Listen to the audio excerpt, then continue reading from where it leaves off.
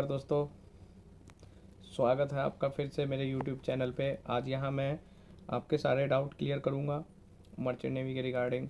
क्यों आप इस प्रोफेशन को चूज़ करना चाहते हैं, घर से दूर रहकर क्यों आप चाहते हैं कि ये प्रोफेशन ज्वाइन करूँ। तो स्वागत है आपका मेरे YouTube चैनल पे। जैसा कि आप सब जानते हैं, मैं अभिषेक मिश्रा आज आपको आपके सारे डाउट्स क्लियर कर दूँगा। तो सबसे पहले एक कहावत आपने सुनी होगी, जिस तरीके से शादी में गाए हुए सारे गीत सच्चे नहीं होते कि मेरी बेटी महलों में रहेगी राज रहेगी, इसी तरीके से ये भी है। आप लोगों ने इंस्टाग्राम देखा, फेसबुक देखा, यूट्यूब देखा, आपने देखा वाओ काफ़ी अच्छी लाइफ है, क्योंकि कहते हैं ना कि जो दिखता है वो होता नहीं है एक्चुअल, फ्रेंकली स्पीकिंग। तो यहाँ पे जो आपका मेन मेन आप इसलिए ज्वाइन करना चाहते हैं कि आपको पूरा वर्ल्ड वाइड घूमने को मिलेगा और पैसा बहुत कमाने को मिलेगा। हम जो होते हैं ना इंसान, हर हमेशा यार हम ये सोचते हैं, चाहे वो आप हो चाहे मैं हूँ, ये नॉर्मल टेंडेंसी होता है कि आगे किसी भी तरीके से हम पैसा मतलब कमाते रहें, पैसा आता रहे। लेकिन उस पैसे को कमाने के लिए आपको कितनी मेहनत करनी पड़ेगी, ये चीज़ तब समझ में आती है जब हम +2 पास हो जाते हैं। +2 पास होने तक हर कोई वैसा ही होता है, एक नॉर्मल होता है, स्टूडेंट की तरह होता है। हमें कोई टेंशन फिक्र चिंता नहीं होती है, बस ये जाना है, स्कूल आना है, पढ़ाई करनी है, एग्ज़ाम देना है, पास होना है, फेल होना है।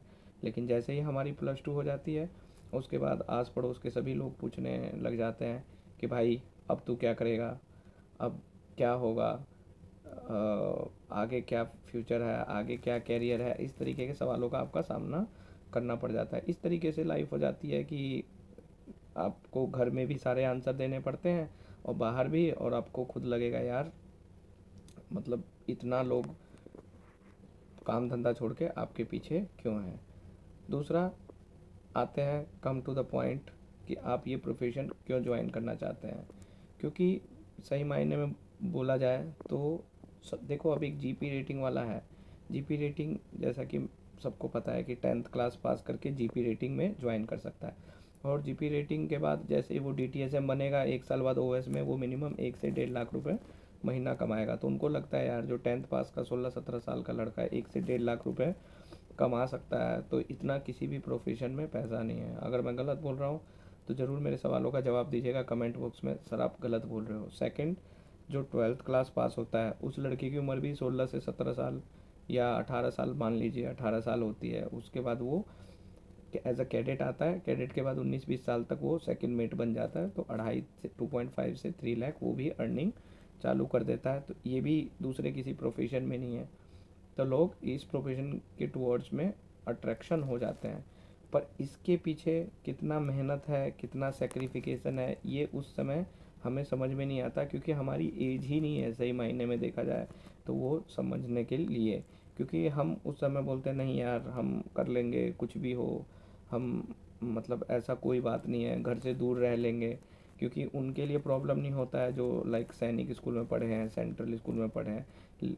लेकिन जो नॉर्मल रेगुलर स्कूल में पढ़े हैं, लाइक मैं पढ़ा हूँ, तो वहाँ पे इस तरीके की समस्याओं का सामना करना पड़ सकता है, सभी को करना पड़ सकता है। क्योंकि जब वो शुरू शुरू में घर छोड़ के शिपिंग में आते हैं तो एक तो काफ़ी टाइम उनको एडजस्ट होने में लग जाता है। प्लस यहाँ क्या है, आपको अलग अलग तरह के अलग अलग विचारों के मल्टीनेशनल, हर कंट्रीज़ के अलग अलग स्टेट्स के लोगों से मिलना पड़ता है। अलग अलग टाइप का आपको खाना खाने को मिलेगा। फिर आपकी फीलिंग्स को जल्दी कोई समझेगा नहीं। अगर आप मान लो कोई भी इनिशियली आपको सेटअप में टाइम लगता है, वो और प्रोफेशन में भी होता है। पर और प्रोफेशन में क्या है, आप इवनिंग में घर जा सकते हो। इवनिंग में कहते हैं ना पूरा दिन काम करो, लेकिन इवनिंग में अगर आप घर चले जाओ तो आपकी सारी थकावट दूर हो जाती है। पर यहाँ पर आपका अपोजिशन है, आपको कभी भी मतलब जब काम के लिए बुलाया जाता है, कभी भी बोले तो इन द सेंस मतलब जब ज़रूरत होती है। प्लस आप मेंटली 24 आवर शिप पे ही हैं, तो आपकी मेंटलिटी जो हो जाती है इस तरीके की हो जाती है। तो शुरू में तो बहुत अच्छा लगता है जाने से पहले, लेकिन जाने के बाद ये सारी चीज़ों का आपको सामना करना पड़ता है, जिसके लिए कई लोग काफ़ी यंग एज में ये प्रोफेशन छोड़ के वो दूसरा कुछ ट्राई कर लेते हैं। इनिशियली वो एंटर कर लेते हैं, बाद में थोड़ा पैसा कमाने के बाद या फिर बाद में मास्टर या कैप्टन बनने के बाद या फिर कहीं सेकेंड वेट में भी वो श्योर जॉब की तरफ जल्दी अट्रैक्ट होते हैं। तो डिसीज़न आपका है। इस तरीके से मैंने तो ये कुछ वैलिड पॉइंट बताया। ऑफ कोर्स एडवांटेज भी है, जैसा कि मैंने पहले बताया कि आप कम उम्र में अगर कोई डीटीएसएम है, फाइनेंशियली रियली वीक है, उसके घर में प्रॉब्लम चल रही है, तो इतना जल्दी वो कहीं पे भी 1-1.5 लाख रुपए की सैलरी नहीं पा सकता है। तो उस उनके लिए शिपिंग प्रोफेशन ठीक है।